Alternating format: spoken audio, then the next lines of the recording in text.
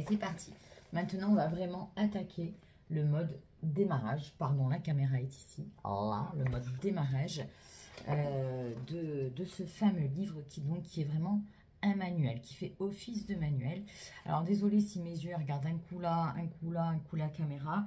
Je ne suis pas très équipée pour que ce soit parfait. L'idée, c'est que vous entriez dans le game, dans le jeu de vous-même, dans le jeu de la vie, dans le jeu des émotions, et qu'on comprenne un petit peu ce qui se passe. Donc, tout de suite, sans transition, je vous ai sélectionné une jolie girafe qui appuie sur le bouton Start sur la page 72 de la version corrigée du livre. Et sans plus tarder, donc on va tourner les pages. Et on va tout de suite commencer par un exemple sur la domestication infantile. Voilà, donc je vais vous montrer cette image. Voilà, on voit un papa qui est donc entouré de petits chacals hein, sur le papa et qui est en train de réprimander un enfant. Donc le texte, on va le lire ensemble, hein, très simplement. Je vais même essayer de jouer le rôle du papa. Donc voilà, mise en situation. Qu'est-ce qui s'est passé? Donc, un enfant de 5 ans vient de commettre un crime irréparable. Son ballon, il jouait au ballon dans la maison, oui, vient de tomber sur un vase et le vase s'est brisé en 1000 morceaux. Donc, l'enfant, forcément, il est sous choc. Hein, je crois qu'il tremble. Il a déjà compris qu'il a fait une grosse connerie, hein, une grosse bêtise. Et là, on va dire que le parent A, ou le père, quoi, hein, parce que là, c'est un homme, donc voilà. Le père arrive en mode vraiment énervé. Et on a tous vécu ou entendu ce genre de scène où on voit un papa dominateur qui remplit son rôle de père comme on le lui a enseigné. Hein. Et donc, voilà ce qui va se passer. Donc, moi, ce que je vais vous demander, c'est de vous mettre à la place des deux personnages, du père et de l'enfant. Allez. Alors, le papa. Tu vas t'en prendre une. Regarde ce que tu as fait, imbécile. Tu es vraiment bon à rien. Putain, mais je vais te péter la gueule. Excuse-toi immédiatement. Excuse-toi, espèce de crétin. Excuse-toi. Et puis, bien sûr, on peut imaginer l'enfant qui va faire. Je suis désolée. Et là, le père continue. Excuse-toi mieux que ça. Je n'ai pas entendu. Dis, hein, dis pardon. Dépêche-toi. Dis pardon. Qu'est-ce que t'as fait là? Dis pardon mieux que ça. Hein. Et là, on peut imaginer l'enfant qui va faire. Pardon. Et le père qui va continuer. T'es puni, dégage. Dégage. Sors-moi de la file dans ta chambre, je veux plus te voir. Dégage. Bon, j'espère que je t'ai pas fait peur. Ça me fait rire. Bon, enfin, cette scène, vous la connaissez bien. Hein, donc, je vais vous remontrer. Voilà, papa chacal qui gronde, bébé chacal, c'est dans mon livre. Hein. Ok, alors, si vous n'êtes pas terrifié, j'ai des questions à vous poser là-dessus et vraiment, je vous invite à commenter en commentaire, de m'apporter vos réponses. J'ai besoin qu'il y ait une interaction avec vous parce que je me sens un petit peu seule quand même derrière mon écran. Donc, vous avez bien visualisé cette scène. Et la question, et vraiment, je vais vous demander d'être sincère avec vous-même puisqu'on est là pour évoluer ensemble. Que ressentez-vous quand vous voyez cette scène? La première question, question 1. Que ressentez-vous lorsque vous voyez cette scène? Bon, sans me juger, bien sûr. Hein, je vous parle vraiment de celle-là de scène. Hein, pas de... Ouais, j'ai essayé... Mais bon, voilà. Donc, que ressentez-vous quand vous voyez cette scène? Première question. Prenez le temps, écrivez, prenez un papier, un stylo, prenez le temps d'écrire ce que vous ressentez. Peu importe, là, voilà, en tant que spectateur, en tant qu'observateur, qu'est-ce que vous ressentez? Je vous parle de vos... Est-ce que ça vous fait un rappel? Est-ce que ça vous met en boule? Qu'est-ce qui vous met en boule? Donc, qu'est-ce qui vous met en boule, pardon? Et qu'est-ce que... Voilà, vraiment ce que vous ressentez dans votre cœur quand vous voyez cette scène. Sans vous foutre de ma gueule, s'il vous plaît. Merci. Voilà. Donc, je laisse le temps de réfléchir. Et vraiment, je vais vous demander de commenter dans la vidéo. Vraiment, vraiment. Deuxième question. Selon vous,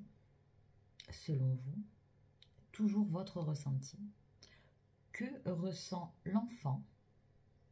Donc, une première réponse. Et que ressent le père, le parent? Deuxième réponse de cette deuxième question. Selon vous, que ressent l'enfant et que ressent le père par rapport à cette scène, donc entre le vase qui casse et le père qui est assez en colère? Et puis, une fois que vous aurez fait ces réponses-là, je vais vous demander une question.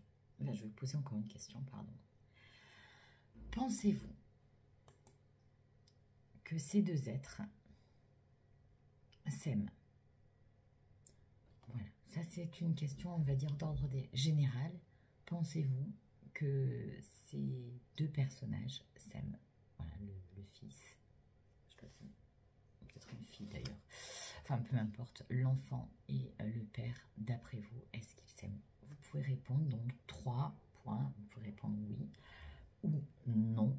Vous pouvez apporter des éclaircissements. N'hésitez pas à participer à cette interaction, à cette parce que là on est là un petit peu comme si on était dans la même pièce et il me tarde vraiment de lire vos commentaires là-dessus.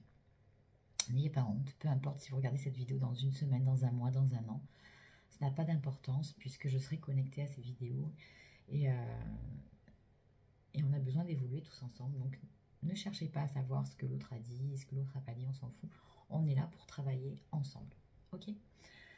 Donc voilà, je répète les questions, le temps que vous répondiez aussi chacun de votre côté sur une lettre, sur une page, pardon, sur une feuille, un livre, n'importe quoi, ce que vous avez, un dos d'enveloppe, peu importe, on s'en fout, ou même sur votre livre. Hein, je veux dire, j'ai laissé de la place sur les livres. C'est un livre, il faut qu'il soit froissé, chiffonné. C'est un investissement de 22 $. Bon, ça va, quoi. Vous pouvez griffonner dessus, c'est pas un problème.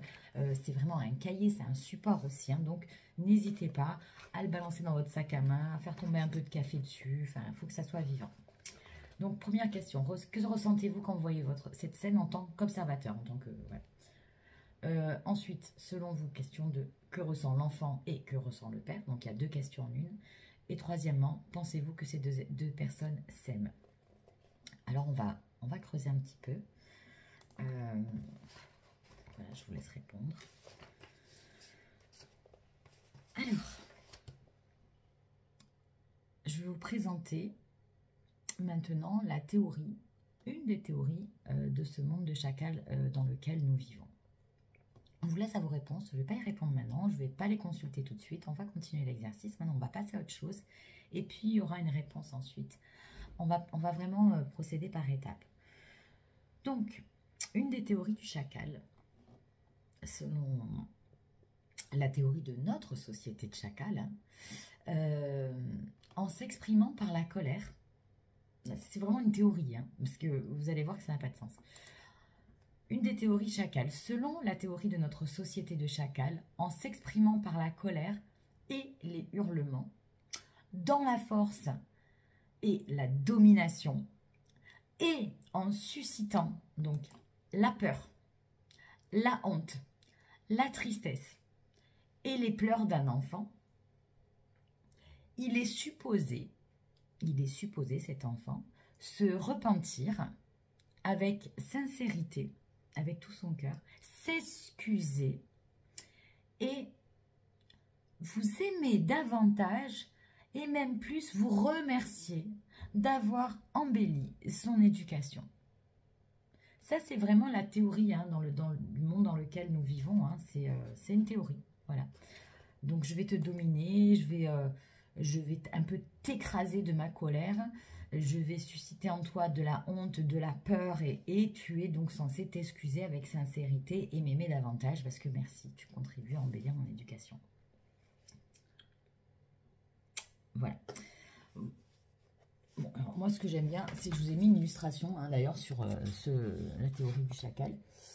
Voilà. Est-ce que vous pensez que c'est bien? D'après le lapin crétin, qui n'est pas non plus une fleur d'intelligence, hein. Fleur d'intelligence, c'est nouveau ça, tiens. Bah non, non. Cette théorie-là, elle est issue des générations en arrière. Je ne vous parle pas de psychologie positive ou de choses comme ça. Je vous parle juste d'un ressenti, d'une énergie. Qu'est-ce que ça évoque en vous à la lecture juste de cette théorie chacale? On ne va pas partir à mettre des choses dans des cases. Hein. Moi, je ne suis pas là pour mettre des choses dans les cases. Je suis là pour parler des énergies et des émotions. Voilà, c'est tout. Est-ce que selon vous, dans votre fort intérieur, c'est censé, cette théorie est censée apporter un vrai pardon avec le cœur? Pas sûr, hein. Je pense qu'il dit pardon parce qu'il a peur de ne pas le dire. S'il ne dit pas, il va se faire défoncer la gueule. Hein. Voilà. Et puis, en tant que parent, la réponse va arriver. Donc, en tant que parent, il y a quand même une espèce de sensation où on se sent coupable de quelque chose. Alors, la question est, pourquoi nous sentons-nous coupables quand l'on agit de cette manière-là avec nos enfants? Parce que je pense qu'on l'a tous ressenti à un moment donné, on a gueulé, on a poussé une soufflante, et quelque part, ça vibre en nous. Il y a une forme de culpabilité. Et à la question, est-ce que ce père aime cet enfant? Bien sûr, évidemment. Le père aime cet enfant. Je pense que vous allez tous répondre la même chose là-dessus. Oui, le père aime cet enfant. Mais il a appris les règles d'un jeu pervers, ce qu'on appelle le jeu chacal. Cette fameuse phrase un peu fourre-tout, on dit « qui aime bien, châtie bien ». Qui aime bien, châtie bien. Et nous avons presque tous transmis ce mode d'éducation à nos enfants, ou on nous l'a transmis. Et c'est ainsi que ça nous a été présenté. C'est ainsi que nous avons appris à le présenter. Donc on va dire que ça fait partie d'un processus intergénérationnel. Il ne faut pas non plus se sentir genre dans la culpabilité. Hein, dans ce bouquin, on est là pour évoluer. Et donc la culpabilité ne fait pas partie du programme.